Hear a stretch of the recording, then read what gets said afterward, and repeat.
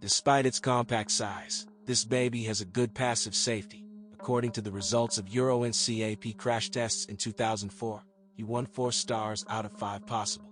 There are no comments on the corrosion resistance of the model. Salon, especially in post-styling versions, with the two-tone finish, looks very attractive. 4 people are comfortably accommodated inside.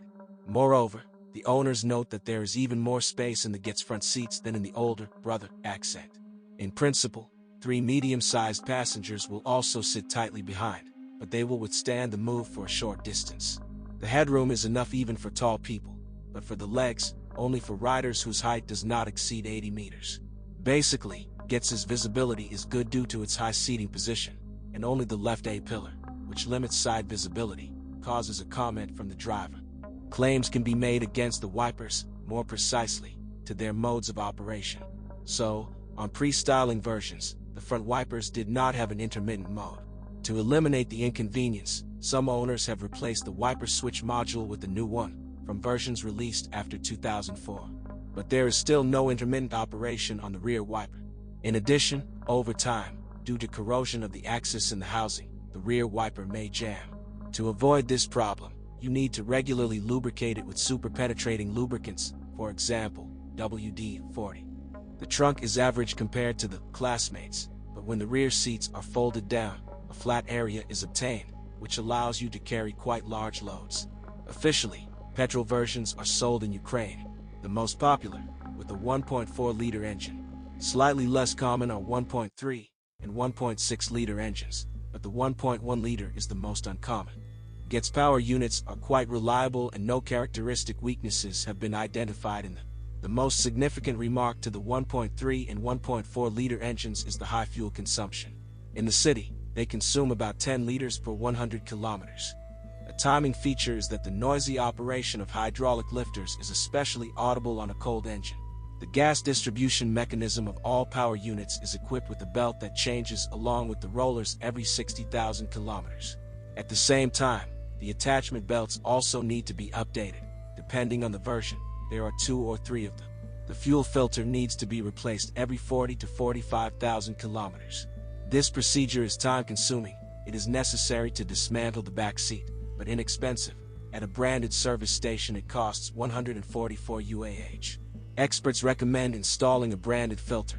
Non-original ones are often sold without O-rings, and if old ones are installed, they can begin to let air into the fuel system, as a result of which the engine refuses to start. All Getz have front axle drive. For them, 5-speed manual and 4-speed automatic gearboxes were intended.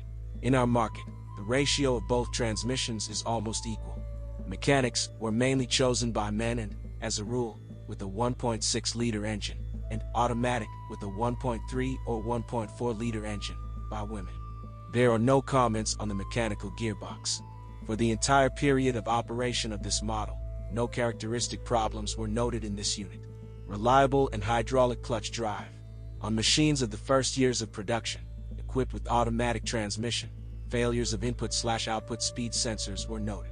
As a result, the automatic went into emergency mode. It was driving only in 3rd gear. In case of improper operation, problems may arise with the torque converter pump bushings. There have been cases of their turning. As a rule, such malfunctions occurred during severe frosts, when the owners, not allowing the oil in the machine to warm up, gave increased loads, driving dynamically. Although this is not a general problem, such breakdowns are rare. The lubricant in the automatic transmission must be changed every 45 to 50,000 kilometers, with work, 1452 UAH. The axle shaft seals on both boxes are able to last at least 150,000 kilometers. Running Getz, like most of the classmates, knocked down and moderately hard. However, due to the high body, rolls during fast cornering are quite noticeable. The steering is quite informative. The brakes are tenacious, but subject to the use of high-quality pads. The brake system is equipped with front ventilated discs and rear drums. Experts advise when replacing pads, be sure to lubricate the guides. Otherwise, over time, they begin to wedge, causing uneven wear on the front pads. In addition, you should be careful when buying pads. Sometimes non-original parts are supplied without clamping springs. And if you install the old ones, they often cease to fulfill their function, as a result of which the pads knock when driving through bumps. There are no comments on the rear brakes and the parking brake drive. The steering on the car of the first years of production is equipped with a hydraulic booster, and on more fresh copies, with an electric booster.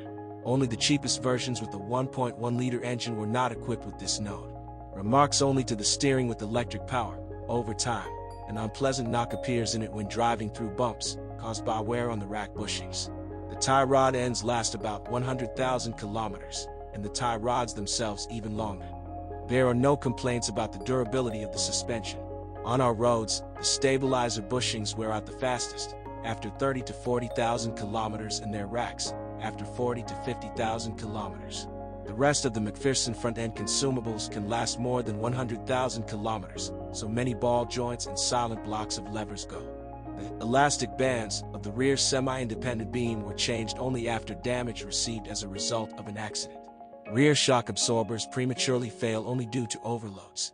Now Hyundai Getz are sold both new in showrooms and used in the secondary market, so buyers have a wide choice. Those who want to buy a new car should hurry.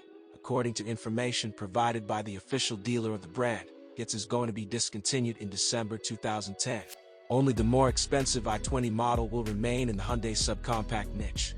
In general, Getz has proven itself on the positive side: nice design, roomy, comfortable and practical interior.